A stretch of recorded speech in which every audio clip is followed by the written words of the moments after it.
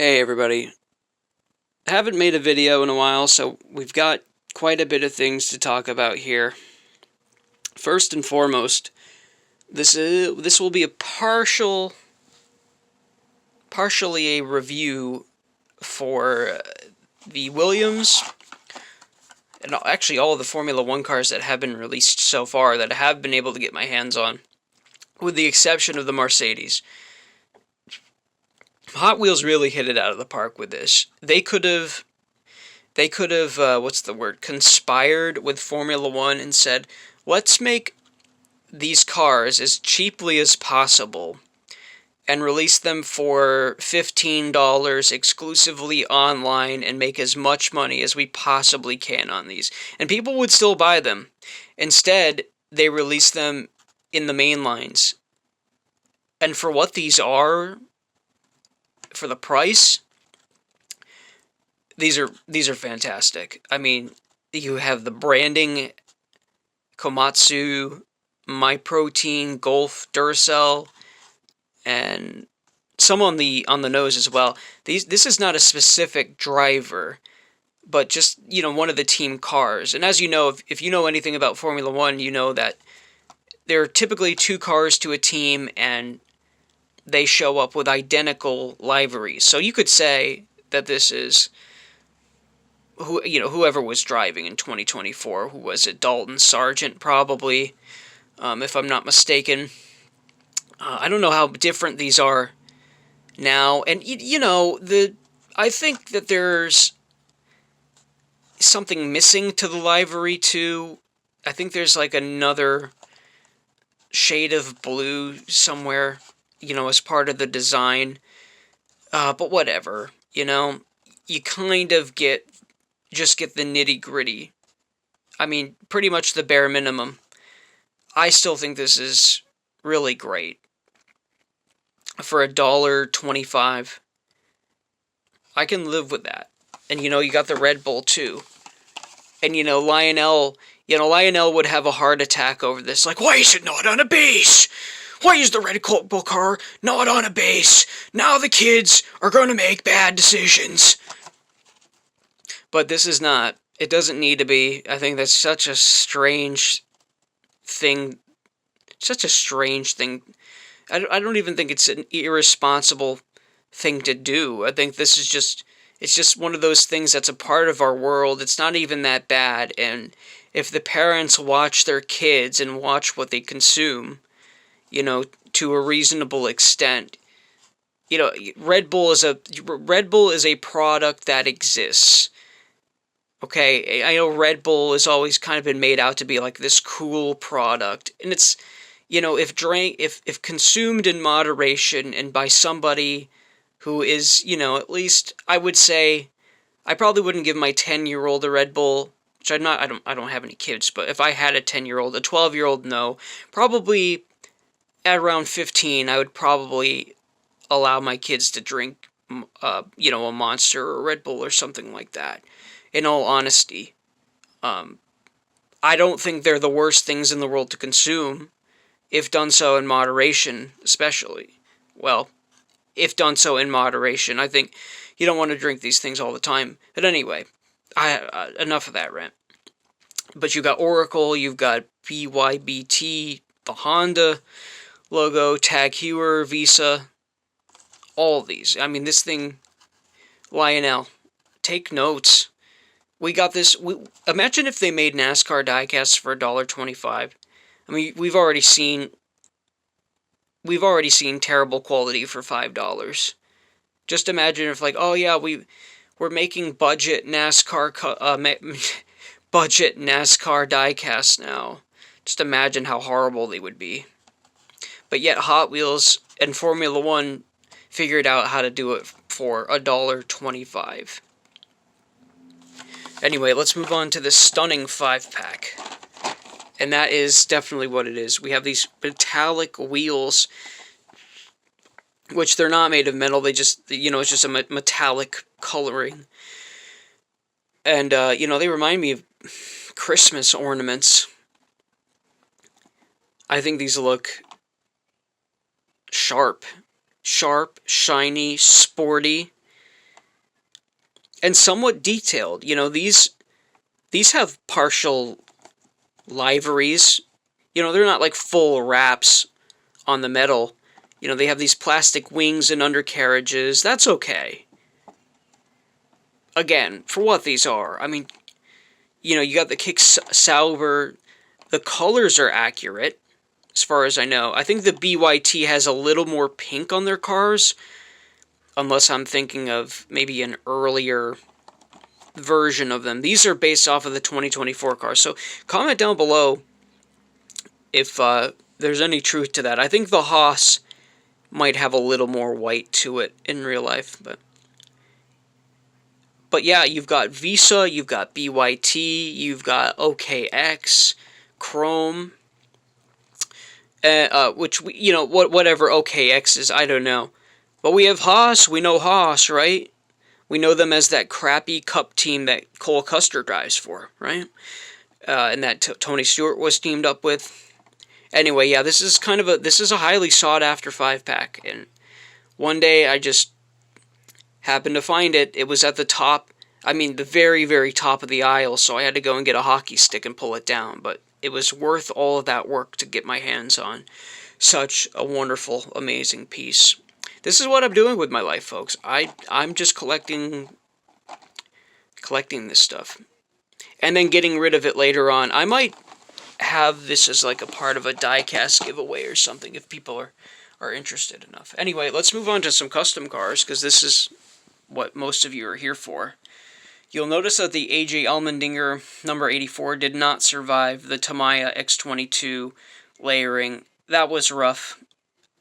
Yeah, it got severely massacred, and a moment of silence. Anyway, yeah, so these are the cars that survived. These are the ones that will not be uploaded to eBay, but here's a 2004 Morgan Shepherd Dodge fully put together. You know, it's got Dodge Charger headlights, but, you know, I did the best with what I had. And the grille looks more like a Dodge Caravan. The top pieces aren't curved on the real car. I found that out later, but that's okay. But yeah, this thing came out really well. Very happy with it. The side skirts are a little bubbled up, but I think for the most part, this thing came out super well. We have the Jack BB number 47 from 1986, driver Morgan Shepherd. This is the car he won Atlanta with. And it's definitely more realistic, or more true to real life than of the two, as you'll see in a moment. This is a Le Sabre, and I'm not sure the exact model that they used during the 86 season, whether it was the Grand National, the Le Sabre, or whatever. But this was a Maisto car. You probably saw it in a previous video, that it was just some generic livery, and I stripped the paint off that, and I turned it into this fabulous number 47. I mean, the livery is fabulous. I don't think my work is very good. But yeah, there's some gunk. Oh my lord. The amount of time I've waited for this frickin' thing to focus. If you accumulated all of that together, I wonder how much time that would be. There'd probably be a lot of it. There'd probably be a lot. That's time I'll never get back. Thanks, camera. But anyway, yeah. They were struggling to find sponsorship, and I think they eventually did. It might have been the 86 or 87 season, and I think Valvoline sponsored them, but I'm not sure. And the driver might have been Neil Bonnet. I'm not a 80s NASCAR expert. We have an Alex Bowman Detroit Pistons car. Had a little mishap there with the Tamiya. I see it's bubbled up at the side. Put too much on, and I stuck them outside with the weather being a little too cold for the Tamiya to bond and settle properly. But the alternative was having the stinky Tamiya covered car sitting in my room and breathing that shit in all night long. Would rather not. I would really rather not. But anyway, this Alex Bowman car was a request, and I don't feel right about sending this to them because I feel like this could be much better.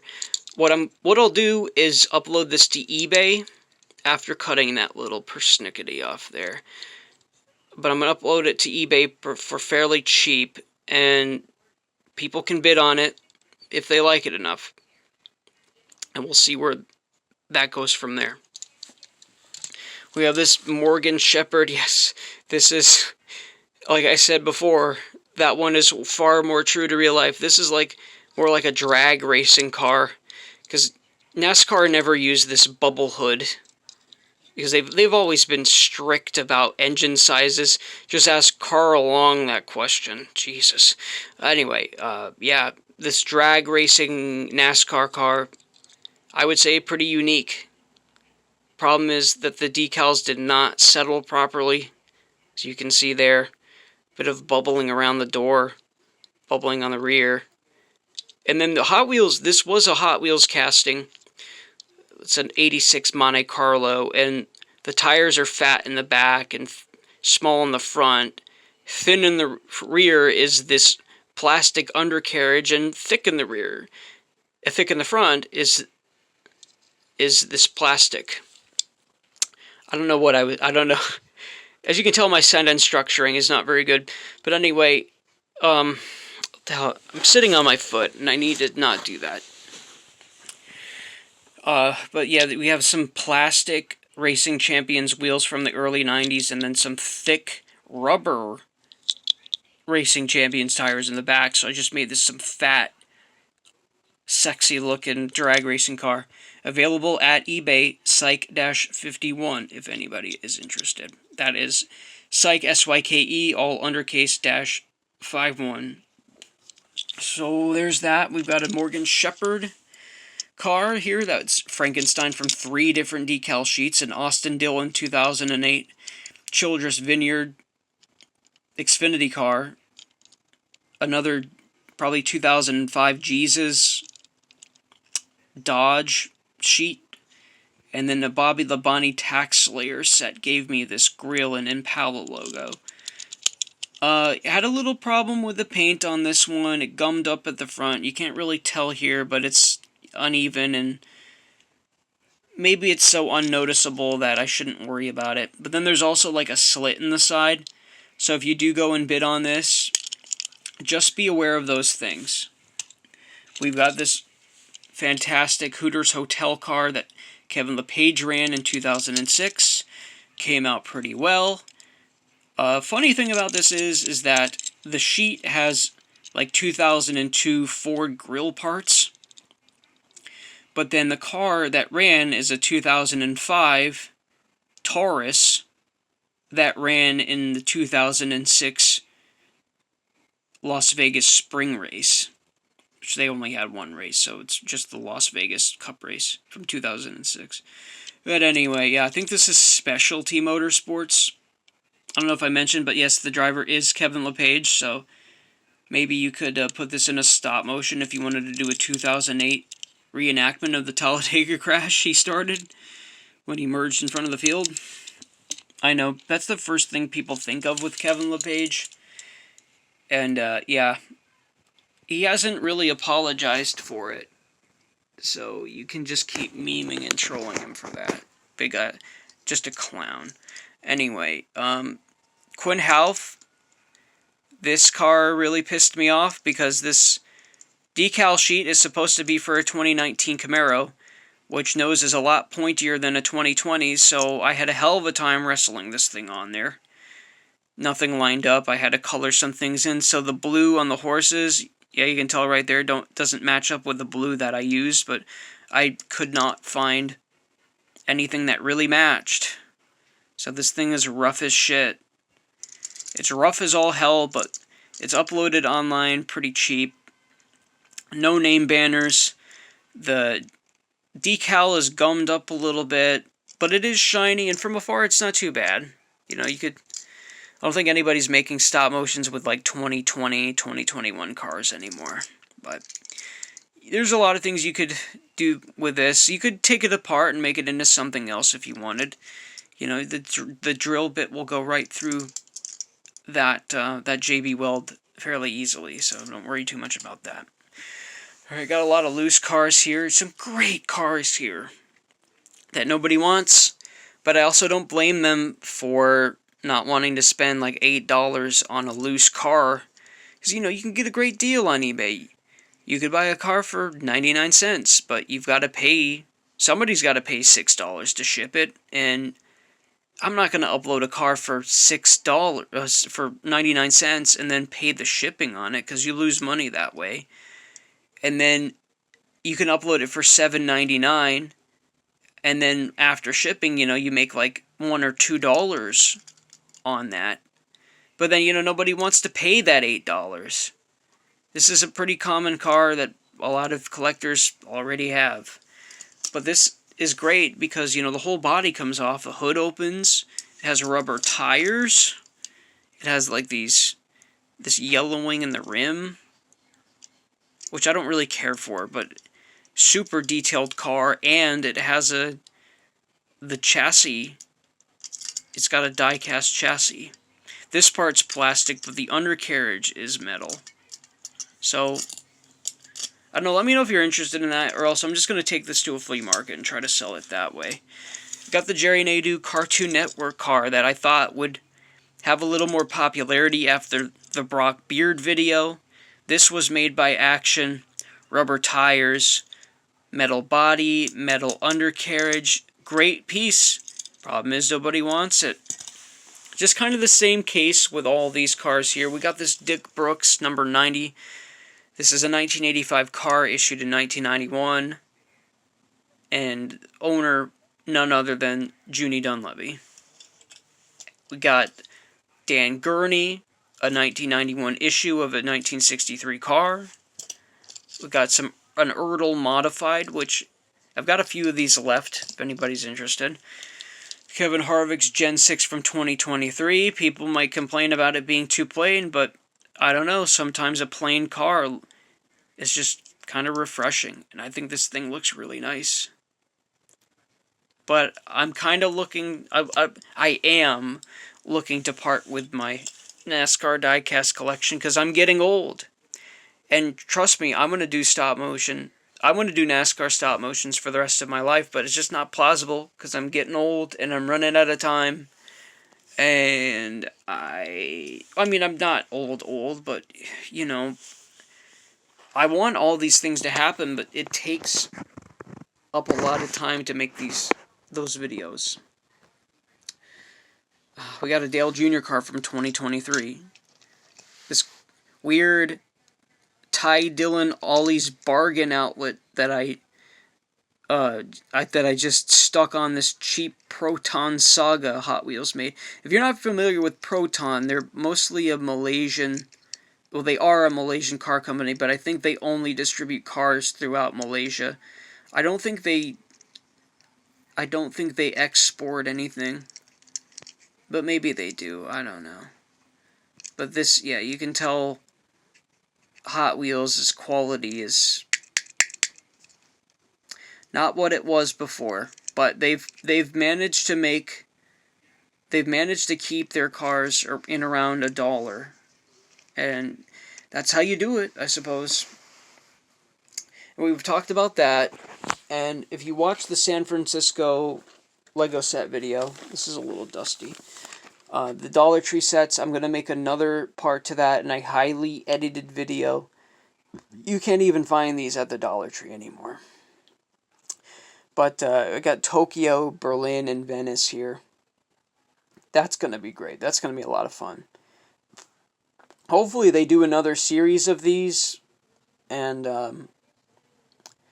they do different exciting little things. I like that they didn't go some super cliche route, but maybe instead of doing towers, which seems to be kind of the theme in all these sets, try to do something a little different. But yeah, that's going to be another video. Got the Cup 2000 Martinsville stop motion that's just sat dormant for months now. Not really anything has happened with that. And what else? The this channel, Budget Customs, I think will outlast my time making custom cars. I want to find something different to do with this channel.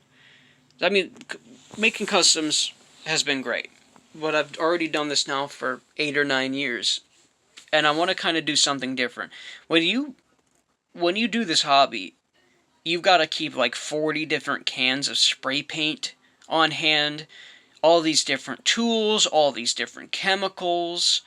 It's a super messy and uh,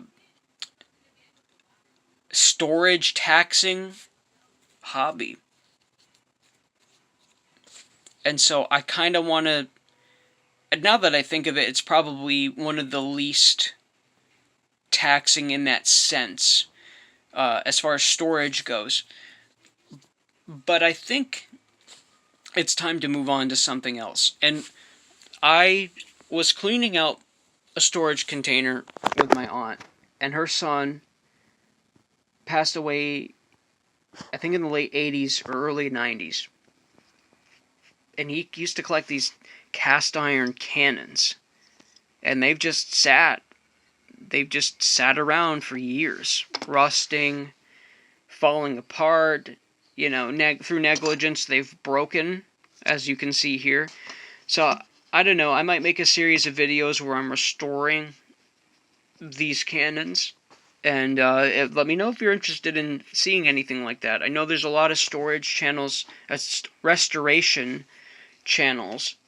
There's a lot of storage channels too, people that deal with storage, shipping containers and things like that, probably, out there.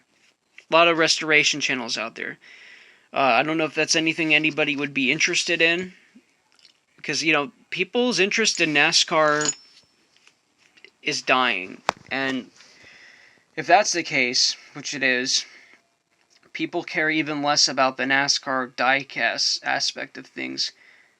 This isn't like 10, 20 years ago when people had money and, some people still are willing to buy cars, but I think a lot of people now aren't willing to spend $15 or more on these things. And I think now's the time to get out of the hobby. My respect for NASCAR has certainly been depleted these past couple of years. And to keep going on making new stuff, buying these decals for these silly cars that don't even line up. I mean, these posts, there's like a black line, I guess it's supposed to represent the window. It doesn't even line up. And then you try to wrap this. If this is like a full wrap, this thing kicks out. The decal kicks out further than the post actually is. So you've got to wrestle the thing to line it up.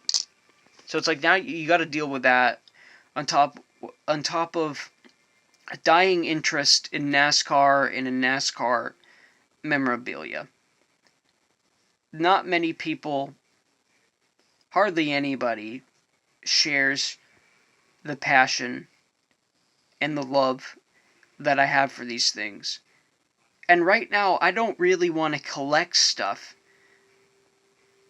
And, I mean, this is a super specific and obscure niche. When people see me buying cars to make customs out of, they just assume that I'm buying the cars to play with them.